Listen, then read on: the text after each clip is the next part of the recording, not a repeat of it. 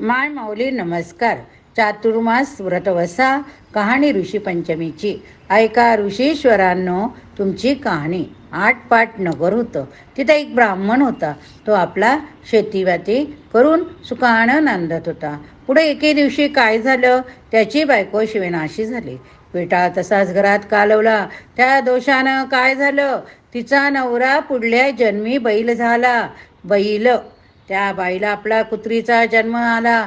देवाची करणी. दोघंही आपल्या मुलाच्या घरी राहत होते. तो मोठा धार्मिक होता. देवधर्म करी, श्राद्ध पक्ष करी, आल्या ब्राह्मणांचा सदाचार समाचार घेई. एके दिवशी त्याच्या घरी श्राद्ध आलं.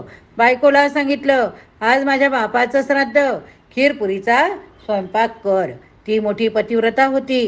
तिने 4 भाज्या 4 कोशिंबिरी केल्या, खीर केली, पुरी केली, स्वयंपाक केला. इतक्यात काय चमत्कार झाला. खिरीचं भांड उघडं होतं. त्यात सरपानं आपली गरळ टाकली. हे त्या कुत्रीनं पाहिलं. मनात विचार आला तिच्या, ब्राह्मण खीर खाईल, मरून जातील, मुलाला ब्रह्महत्येचं पातक लागेल. म्हणून ती उठली, पटकन जाऊन खिरीच्या पातेल्याला शिवली. ब्राह्मणाच्या बायकोला राग आला. तिने जळत कुलीत घेतलं. ती कुत्रीच्या कमरेत धाडकन मारलं. तो स्वयंपाक टाकून दिला. पुन्हा स्वयंपाक केला. ब्राह्मणांना जेवू घातलं.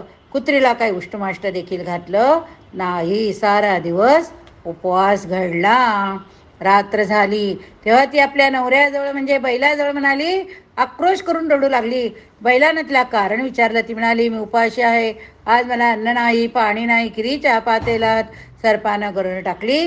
हे माझ्या दृष्टीस पडलं. ब्राह्मण मरतील म्हणून मी पातेल्याला शिवले. माझ्या सुनेला राग आला. तिनं जळट कुलीत घेऊन माझं कंबर मोडली. हो, माझं सार अंग दुखतं. याला मी काय करू. बैलानं तिला उत्तर दिलं, तू आदल्या जन्मी विटाळानिशनीचा विटाळ घरात कालवला. त्याचा संपर्क मला झाला. त्या दोषानं मी आज बैल झालो. आज माझ्या मुलानं मला नांगरायला धरलं, तोंड बांधून मला मारलं. मी देखील आज उपाशी. त्यांचं श्राद्ध फुगड गेलं. हे भाषण ऐकून मुलानं ऐकलं भाषण. लागलीच उठून उभा राहिला.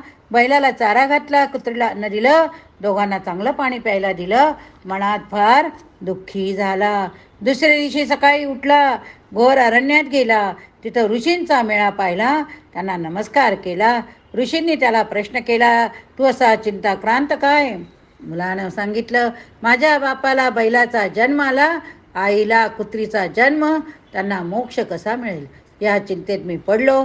कृपा करून मला उपाय सांगा. तेव्हा ऋषींनी सांगितलं, तू ऋषी पंचमीचं व्रत कर. हे व्रत कसं करावं. भाद्रपद महिना चांदण्या पक्षातले पंचमी येते. त्या दिवशी काय करावं. ऐन दुपारच्या वेळी नदीवर जावं.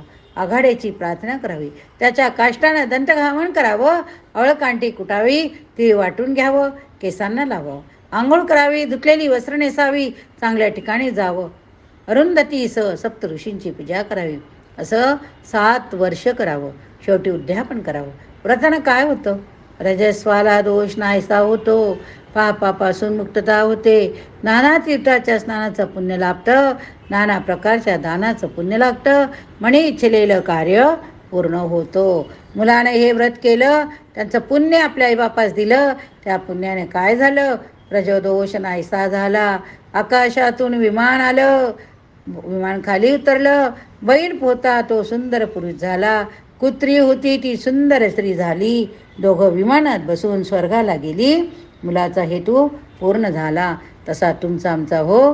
ही 60 उत्तराची कहाणी. 5 उत्तरी सुफळ संपूर्ण.